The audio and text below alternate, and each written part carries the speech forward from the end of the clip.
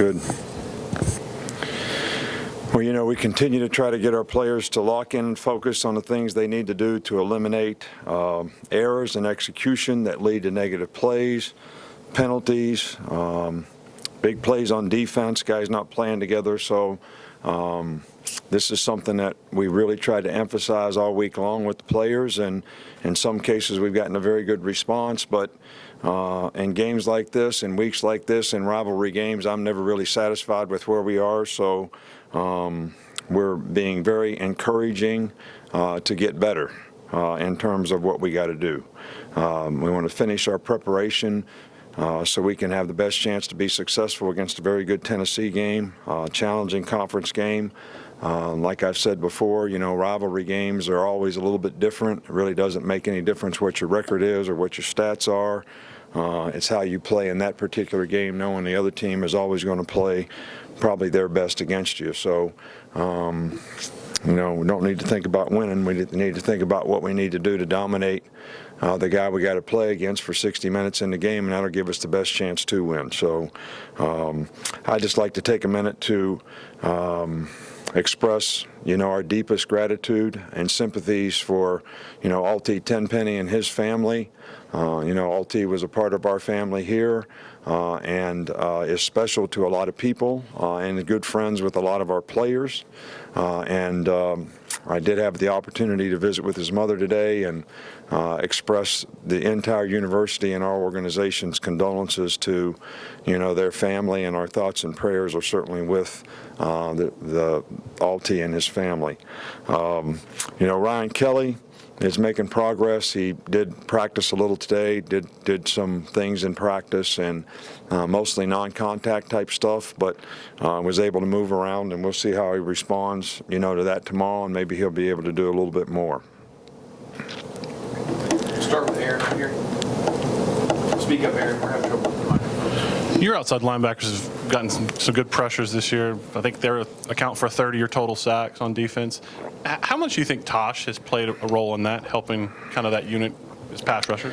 Well, you know, I think Tosh has been a really positive addition to our staff, you know, in a lot of ways. He's very positive, upbeat. Players like him.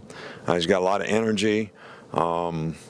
You know, he's been a defensive line coach, and one of the things that he's spent a lot of time on is, you know, pass rush and improving pass rush, and I think he and Bo work well together, and you know that's helped our edge rushers a little bit.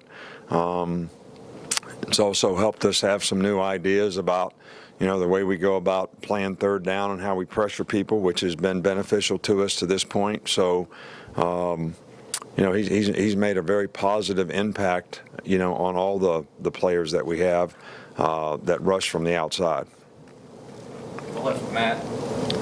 Coach, how is Bo Scarborough coming along, and how much closer do you feel like he is to being able to play and be a factor for you guys on offense?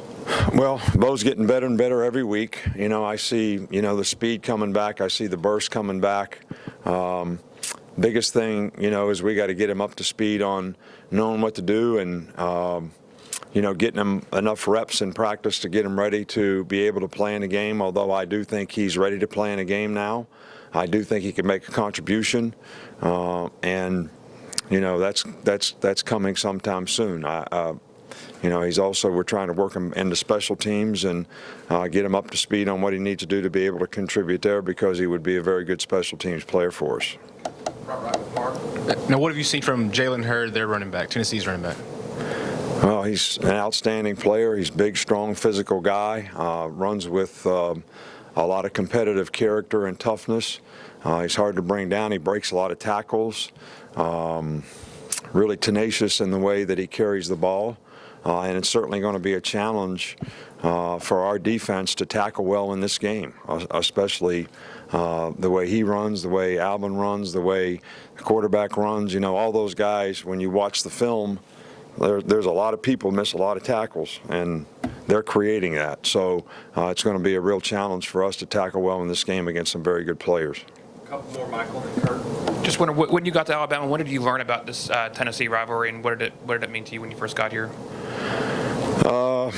Well, I always knew Alabama-Tennessee was a big rivalry. I mean, I think, you kind of grow up knowing USC and UCLA is a rivalry, and Ohio State and Michigan's a rivalry, and, you kind of get the Alabama-Auburn. You kind of know Texas A&M used to be a rivalry. So, but you really, know that, but you don't, until you experience it firsthand, you really don't understand the magnitude because you're not really involved with the people who are involved in the game on both sides and what it means to so many people, especially, some of the people that have been Alabama supporters for a long time because the history and tradition of this game that goes way, way back to some great coaches like Coach Bryant and some of the coaches that they've had at Tennessee. So I understand firsthand the importance of this game, and I'm hopeful that, our team and coaches, all understand it just like, we need to be able to be motivated to play our best.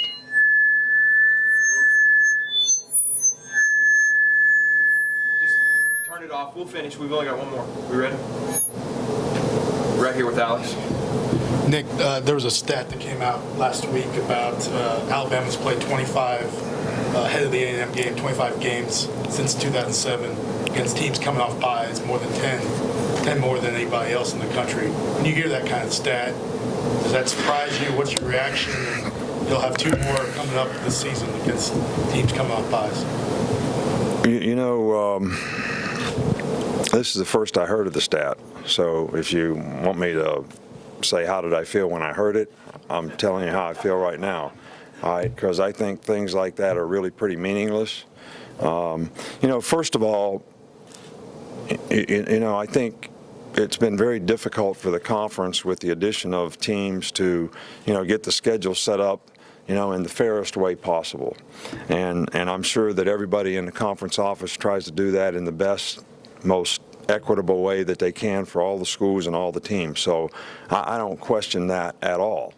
I don't even know, based on how our team has played coming off of bye weeks, I don't even know sometimes how much a bye week is really beneficial.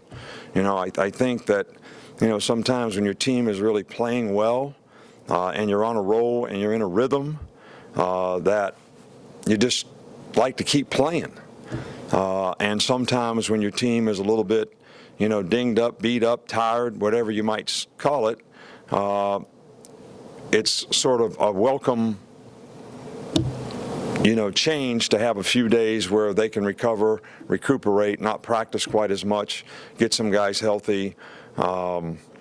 So if you don't totally understand the circumstance that every one of these situations sort of bring, you can't really assume that it's an advantage or a disadvantage, for a team to have a bye week. Now, I'm sure you got some other stat that would prove me wrong in saying that. I'm just going on how our team has responded, when we have bye weeks. Thank you, Coach. All right, thank you.